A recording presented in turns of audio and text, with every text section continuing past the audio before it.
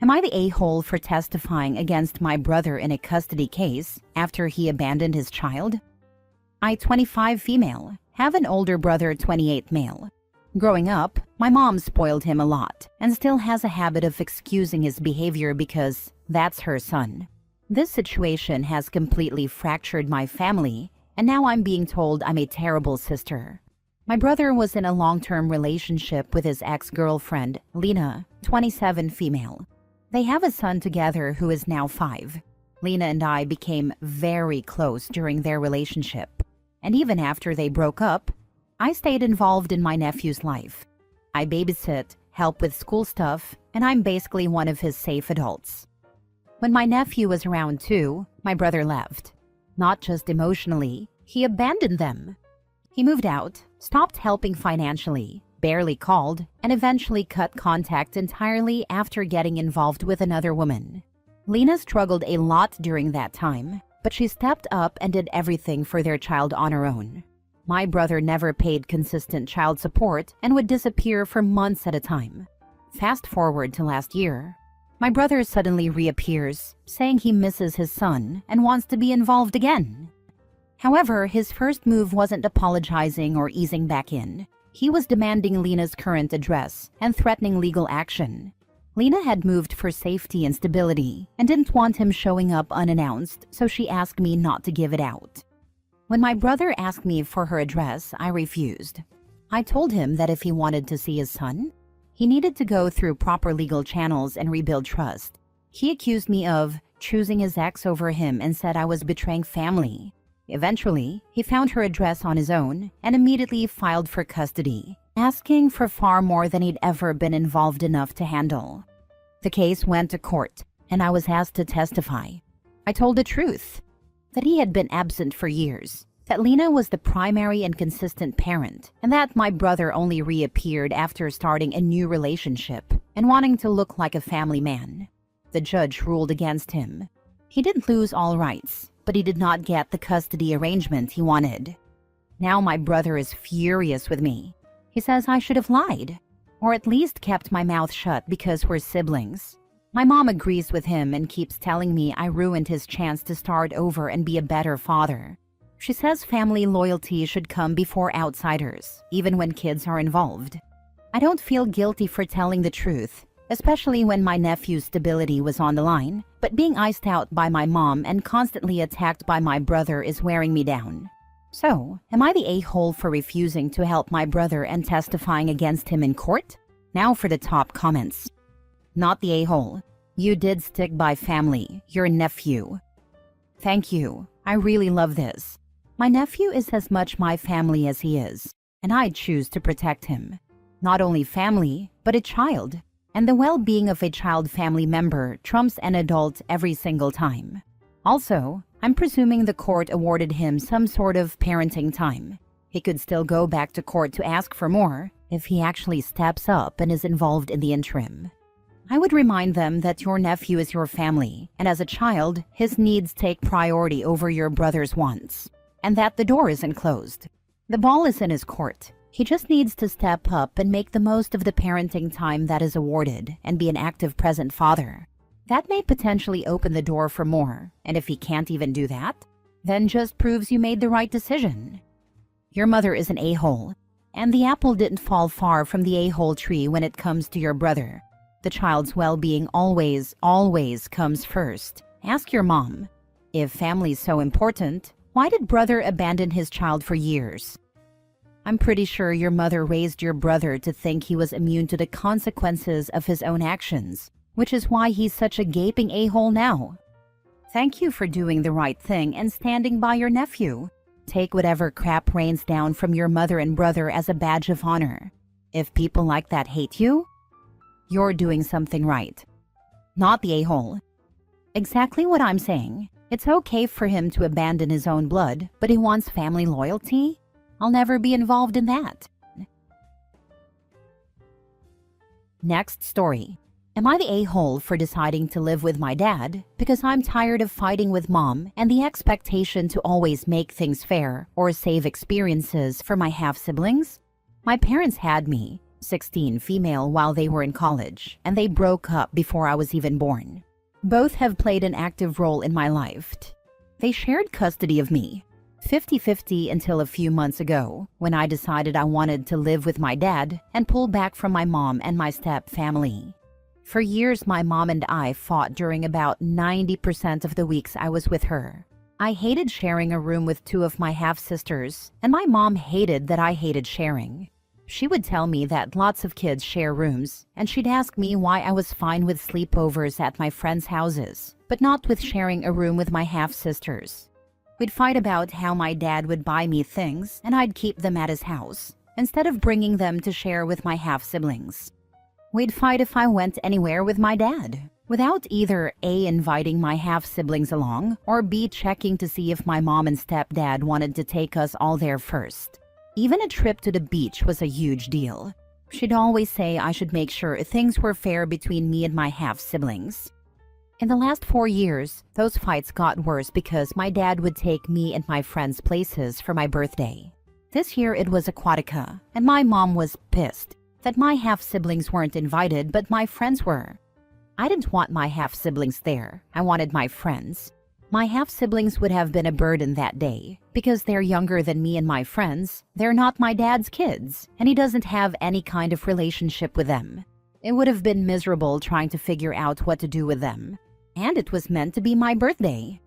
The final fight was when I bought a room divider so I could have privacy in the room at my mom's house. She went nuts and told me I should have asked for permission and found out if my half-sisters were okay with it first. I told her I deserved privacy, and she told me I didn't deserve it when I act like it's torture to be in the same room as my half-sisters in the first place. She said it was meant to make us closer and that I was trying to wall them off. She called me a brat and told me she knew what my dad's house was like and how selfish I am to hoard so much stuff there. She didn't say how she knew, but she was pissed enough to tell me I was going to be grounded for a month for being such a brat. I told her I was done and was going to live with my dad. She told me I couldn't and that it would disrupt the household too much if I moved out for good. I told her it was going to happen eventually because I'm not going to share a room with kids when I'm 18. My parents already had it in their court order that I could choose where to live once I turned 16. Now I'm glad to live with my dad full-time. I've seen my mom 3 times in the last 4 months. I don't go to her house overnight, and the one time I did go over for dinner, I left before it was served and told her I wasn't going back. She's mad at me and told me I'm making childish decisions with my teenage brain and destroying so many of my relationships with it. I told her I don't care. Because I don't, which pissed her off even more. Am I the a-hole? Not the a-hole. How does she expect you to become closer with your half-siblings when she's doing everything within her willpower to do the opposite of what you're telling her would help? She's ignoring boundaries. She can't expect you to take this responsibility, nor your father. They're not his kids. The comment about why you're friends but not your half-siblings? You choose your friends and not your family. What does your dad think of all of this? My dad doesn't talk to me about his thoughts or feelings on this. I hope he does when I'm over 18. But he always tries to live by the don't say negative stuff about the other parent or other family. Your dad's a good guy. I'm glad you have him. I see it like this. 1. Your mom put the entire responsibility of blending the family on you and emotionally abuses you when somehow you don't magically make it work. 2. It almost feels like your mom is jealous of your dad's life, and she vents out her frustrations on you. 3. If I am correct in what I said in the previous point, it means that she feels jealous of you and angry at you because you have access to things she cannot have. It's like she detests you because your dad can afford to buy you stuff and give you your own room while she can't. And she hates the fact that instead of glorifying her martyrdom to give you anything, you chose your dad. Family therapy is needed, and your mom needs personal therapy as well. Not the a-hole. Question: do you even have a relationship with your half-sisters? I think my mom is jealous, but I think she's also really territorial and believes she's more important because she's the mom, and my dad is just my dad. She even told me before she gave me a new dad and 2-parent home with siblings, so she couldn't understand me being closer to my dad.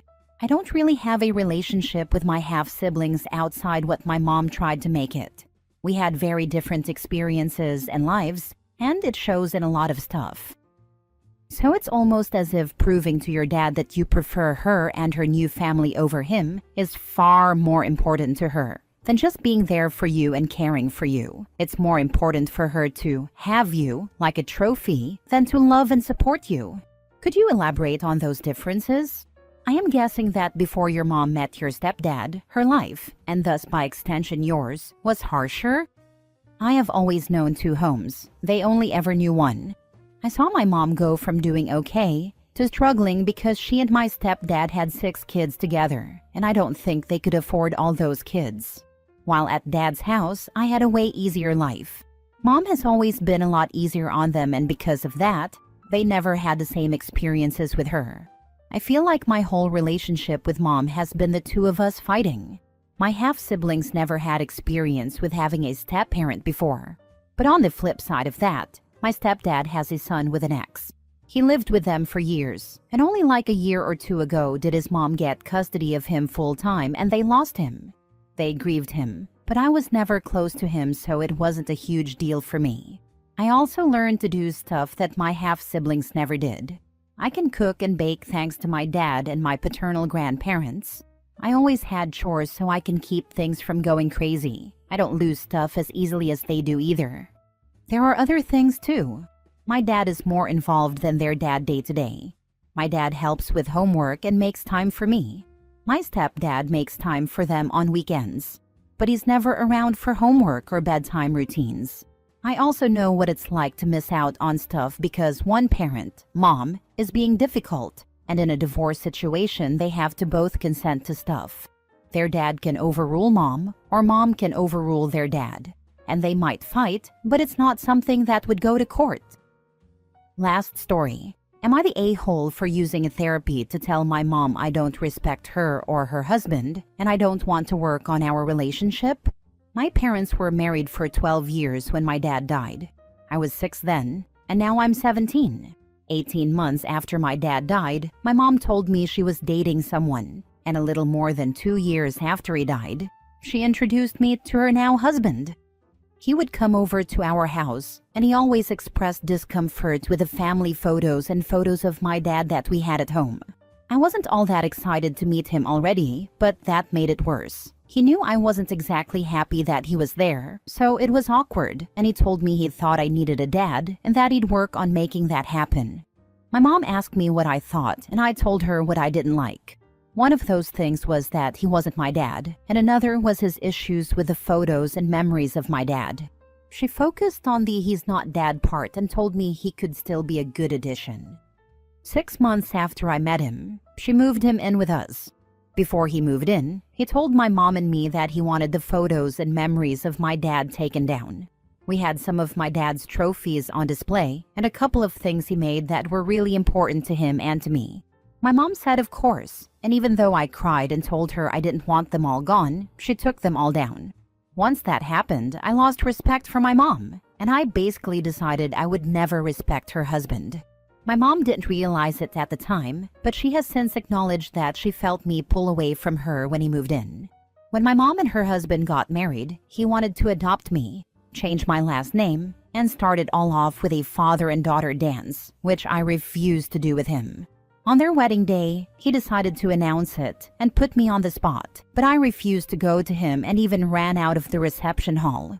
I kicked up a fuss about the adoption too, and it never happened. I ended up hoarding my dad's stuff in my room and his face was all over my walls, which he hated. My mom tried to put a stop to it, but I told her that if my dad couldn't be in the rest of the house, then my room was my home now. My mom and her husband have kids together, and I've checked out of the family. I've never put in any effort to make us a happy family. The lack of respect was clear in some ways, because I never ask her husband for permission for anything or go to him. And I tell everyone he's not my dad. I also sometimes use my mom's first name, don't confide in her, and keep things from her because I don't want her involved. 4 months ago, my mom and I started going to therapy at her insistence. She has been saying this whole time that she wants to save our relationship, and she has outlined all the issues as she sees them, while I've said very little. Then last week, I decided to put it all out there. I told her I had no respect for her husband, that he wasn't worthy of my respect when he wanted my dad boxed up and thrown away, and was too weak and cowardly to deal with the fact that she had a past. And I had a dad who wasn't him.